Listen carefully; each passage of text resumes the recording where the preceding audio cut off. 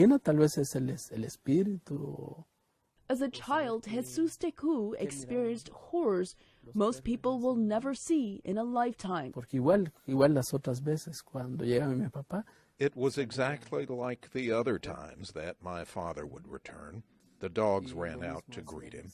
They did the same that day. But that day, my father didn't return.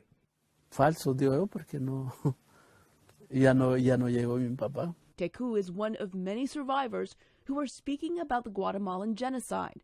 In a partnership between University of Southern California Shoah Foundation and the Forensic Anthropology Foundation of Guatemala, eyewitness accounts are being recorded in the first academic oral history project documenting what survivors saw and experienced. The militaries came in, separated the villages in groups, and made one group kill the other.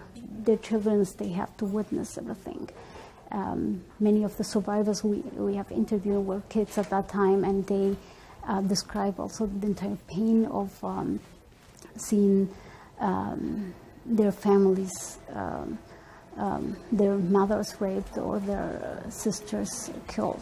Some 200,000 civilians, mostly indigenous Mayans, were killed during the 36-year civil war, with the peak of the Guatemalan genocide taking place in the early 1980s, says Sandra Grenier-Domick, consultant for the USC Shoah Foundation. She says the massacres were carried out in the name of Cold War fears.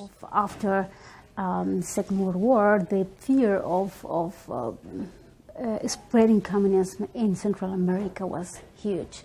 The Shoah Foundation says it is one of the least publicly understood genocides in modern history, and collecting video testimonies will not only preserve the memories of the survivors, but help researchers better understand what happened and why. So far, 30 audio-visual testimonies have been collected in Guatemala, and with enough funding, the hope is to get 100 testimonies by the end of the year. These testimonies will add to the Shoah Foundation's Visual History Archive.